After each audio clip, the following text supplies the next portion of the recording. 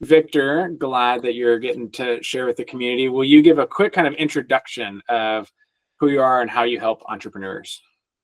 Yeah, so my name is Victor Pierantoni. I am a peak performance coach. I help professionals and entrepreneurs eliminate anxiety, burnout, and self-sabotage, replacing it with unshakable inner peace and confidence. That way you're able to make more money, but also enjoy the process of working in your business and learn along the way. Learn the key wisdom and lessons that you'll need to do better, not just in your business, but also in your personal life. So I like to look at things as a more holistic system. So as a peak performance coach, one thing that you and I were chatting offline here is that I like to look at business like a sport, right? The industry that you're in is the specific sport that you're in. The field is the actual business that you have. And then the ball is the attention of your customers.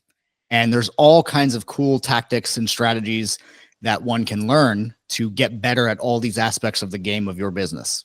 Where I specialize in is helping how you play off the field of your business so that every time you show up invigorated, you show up fulfilled and energized, able to drive home the results that you've set out for. That's great. Yeah. And so maybe even extending that metaphor, you're kind of like, you're helping us with our business nutrition. Yes. And our business recovery and all those good things, our business training in a sense. That's right. Yeah. No, I like it. All right, well, let's dive in and kind of walk through some of these different stages here. Let's talk a little bit about discovery. Okay, so we've existential ends where you're starting to understand what kind of business is existing, but then really any business has an offer that's being sold, that's bringing value to somebody. And so discovery is where we're really helping people figure out what is that offer and validating it. So kind of the graduation point from discovery is it's like, okay, I have an offer that I know my ideal client will pay for because they have, and so, but there's a lot of kind of like navigating around of like, oh, I'm going to sell this. And it's like, oh, no one wants that. Okay, or maybe this price is the wrong, or I'm not framing the value right. So there's a lot of work that has to be done, but it's going from like, I have an idea of who I want to help and how I want to help them, to I have a clear, compelling, sellable offer. So that's that discovery stage that we're helping people walk through. When someone's in that stage trying to figure out that clear, validated offer, what are some of the questions that you would want them to be considering, or some of the pitfalls you'd want them to be aware of? So some of the questions that I'd want them to consider as a follow-up to those first exercises is thinking about what are their strengths and what wisdom has helped them in their life, and how do they bring that strength and wisdom together to create a compelling offer. So I think the best place to look when it comes to what should I sell or how should I help people is, what is something that you yourself have overcome that is very difficult for other people? What is something that comes second nature to you that other people have a problem or a challenge with? Because at the end of the day, that's what business is. Business is about solving problems. And all a problem is an unmet need. And if you've learned how to meet your specific needs and you can help other people do that, then you have a great offer there. So as a follow-up to the passion and purpose exercise, I would do a strength and wisdom inventory. So the strength is, what are the top 5 biggest accomplishments in my life? What were the strengths that allowed me to achieve those things? And then the same thing with wisdom. What are the 5 hardest things that I've had to overcome? And what did I learn from them? What wisdom did I learn from them? And how can I bring that to other people? I think doing that inventory shows you where you can deepen your mastery, and shows you where you have gathered tools that others have not yet been able to get. So if you bring those things together and turn it into a product or service, because you can, change the delivery method on how to meet that need, then you have something really special there.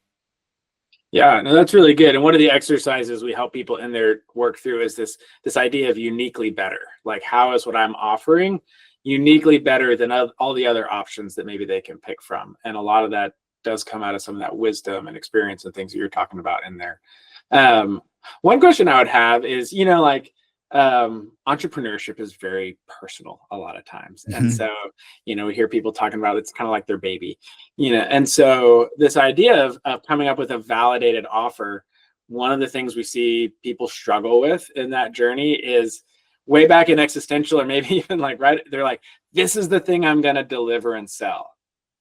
and they have that and they love it and it's their thing that they came up with, but it doesn't actually like fit well with the people they want to help and the people they want to serve. And so it requires kind of letting go of that. Like, is there anything that as you work with entrepreneurs, as you're helping them with this performance and mindset of that, where they may have to let go of kind of a preconceived vision of their business, that here early on, as we're validating an offer, they go, oh, I thought I was going to sell this, but now I'm actually realizing I'm selling a different form, and still hopefully helping the same kind of person, but it looks different. And so there's a difference in expectation and reality there that they've got to bridge. Yeah. I have a principle that I like to share with clients with this, because I think this is an important point. And the principle is, be a student of your results, not your ideals. Okay. So let the results, let your reality teach you what's working and what's not working.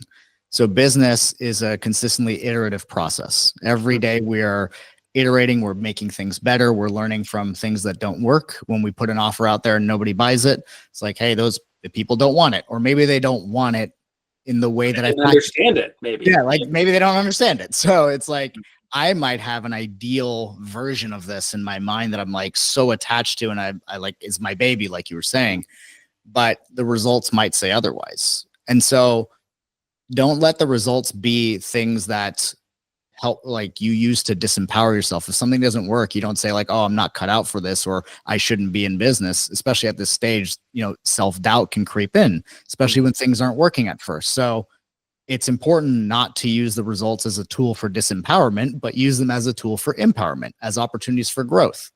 Every time you meet with an obstacle, I like to quote the Stoic philosopher Marcus Aurelius: the impediment to action advances action. What stands in the way becomes the way. So when you hit an obstacle, it's not to say like, oh no, this is not working, I shouldn't do this. It's, okay, what can I learn from this? Like, what was good? What did work well? What fell short? How can I tweak things? And sometimes it's the offer itself, right? The actual deliverable that you're bringing. And then sometimes it's actually the packaging of the offer. Maybe I didn't decorate the door correctly to invite my ideal customer in. So I think it's an iterative process that you let your results, your real world results, be your teacher, and realize that there is no failure. There's only learning. Failure is a conclusive statement that we might make about ourselves if we stop. But if we use each failure or each roadblock, each obstacle as a learning opportunity, then our reality, our business results become our teacher. They help us self-reflect, they help us iterate, make things a little better, change this detail, change this color, change this wording, and then suddenly we start to see what starts working more and more over and over again. No, that's really good. Okay, so we've talked through through existential and discovery, which are really formative, fluid kind of stages. And sometimes they can go really fast, and sometimes you can meander in that for a long time.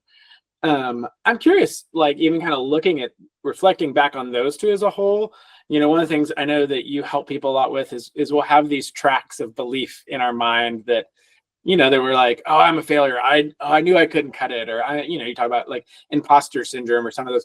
What are some things that it would be good for an entrepreneur in these stages to maybe just kind of go, oh, if I hear myself saying that to myself, I probably have some work to do in my off the field, as you used in your example before, my optimizing my off the field health and strength so that I can perform well on the field of business. Like, is there some things to kind of be aware of there that might be, kind of signposts for them to recognize, like, oh, I think I got something going on here that I might want some help with.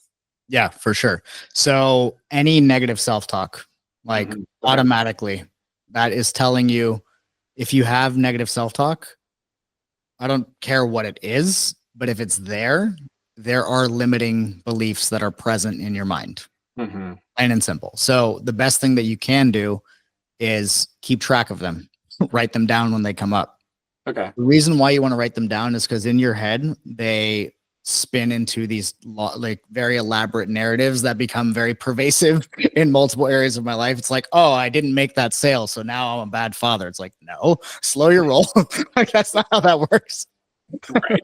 So like sometimes that negative self-talk can like weasel its way into different areas of life. So you want to make sure that it doesn't do that. So I think one of the most important things that somebody can do is all you do is just write them down, like get them out of your head and onto paper, and you do nothing else with them. You just become aware of what's there.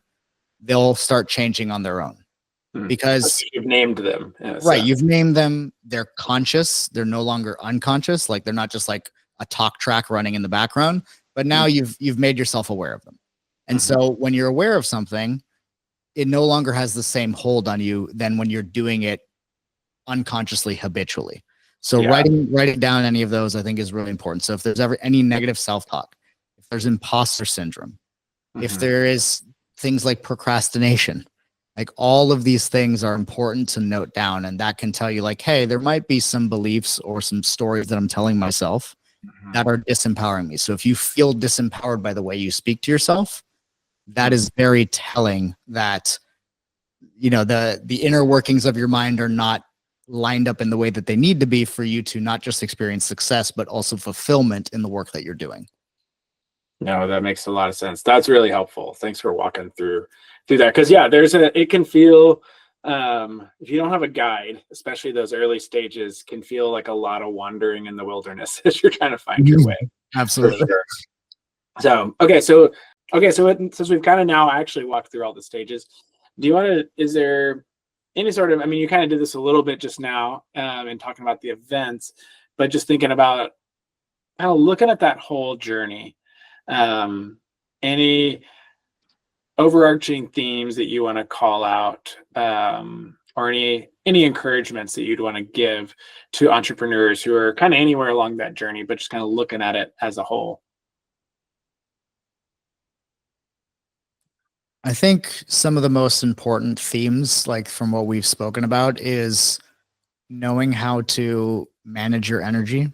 And you manage your energy with your choices, what you choose to engage in versus not engage in, and the activities that you do, right? So energy management, I think, is one of the most important things. And when I say energy, I mean, does whatever you're doing create a natural enthusiasm? Does it make you want to think bigger? Does it make you want to serve more? That's when you know something is energizing, because you have this abundance to give and you want to help people and you want to do more of the things that you're doing. So energy management, I think, is one of the number one things. The other thing too is be a student of your results, not your ideals. Be a student of what the market is telling you, right? If you're so attached to your ideals that you won't listen to your customer, then you're in love with your product. You're not in love with your customer. And you want to be in love with your customer and be able to fulfill those needs and really delight them and dazzle them. So I think that's a really important thing. And, you know, understand what it is that you're here to do. And you can find what that is by doing that exercise that we talked about, going through your curiosities, finding the intersections, which are your passions, going through the problems that you see in the world, and then the ones and the themes in there, that's going to be purpose. Bringing those together, bringing in what are your top strengths that have allowed you to achieve biggest things in your life. And then what is the wisdom that has guided you along the way that has made things possible for you to overcome some of the most difficult things. And when you bring those all together, you have your own personal purpose, your own reason for being. And if you use that as your decision-making filter, you will always be able to cut through the noise. You'll know who you are, and you'll know when something is an opportunity versus a distraction. I love that. No, that is really good, because there's a lot to navigate in that journey. And so those are some really helpful guiding principles there. So, well, cool. Here, as we kind of recap, just some fun facts. Okay. Most impactful book that you've read in the past year? Oh my goodness. Most impactful book. Maybe it doesn't have to be the premier impactful. So I would say the most impactful book, and I studied this thing for months, was The Tao of Solomon is what it's called. So it is a book that is a reimagining of Ecclesiastes and written by a rabbi named Rami Shapiro. And this rabbi also studied a lot of Zen. He studied a lot of Taoism. So he weaves in all this perennial wisdom from different different religious faiths and different schools of thought. And he uses Ecclesiastes as this tool for helping bring together these very important truths, which are the truth of impermanence, and how no matter how hard you work and how much money you make, you're never going to buy your way out of impermanence. And so you treat impermanence with a reverence and realize that everything is meaningful because it's not going to last forever. The relationships I have, the people I get to serve, the beauty and the joy in my life, I'm going to enjoy it while it's here. And rather than, one of the lines in there is like, better to have, one hand empty and full of joy than two hands full of toil. It's like, yeah, like enjoy what you're doing. Like, yes, earn your stuff, get successful, but don't do it at the cost of your heart and your soul. So that was the most impactful book for me. And it just completely changed the way I thought about business, the way I thought about money, and the way I thought about just being able to enjoy my life and enjoy the present moments with the people I love. Oh, I love that. That's so good. Any just kind of, if you could tell an entrepreneur kind of one thing when it comes to mindset and performance, what would that be? One thing. Just one. If you remember nothing else from this interview, remember this: start your day with what is most meaningful. If that is all you do, it will change and shape your day in a very profound way that leaves you feeling empowered and getting things done at the same time. You're going to feel empowered, enthusiastic, and productive by just doing that. Just starting your day with 30 to 120 minutes of the most meaningful thing that you can think of for your life in this. I love that. That's really good. Well, I appreciate, Victor. It really does come through that you have both spent a large amount of time considering and forming your insight and your understanding, but also that pairs with your desire to really see people thrive. And so appreciate you taking the time to share that with our audience, with people who are at all these different kind of stages of business and trying to grow and trying to, both grow their business, but also hopefully grow their impact, which is some of, what we've been talking about here. So really appreciate you sharing. I'm glad to be able to bring this to the community. Of course. Thank you so much for having me. It was an honor to get to do this interview.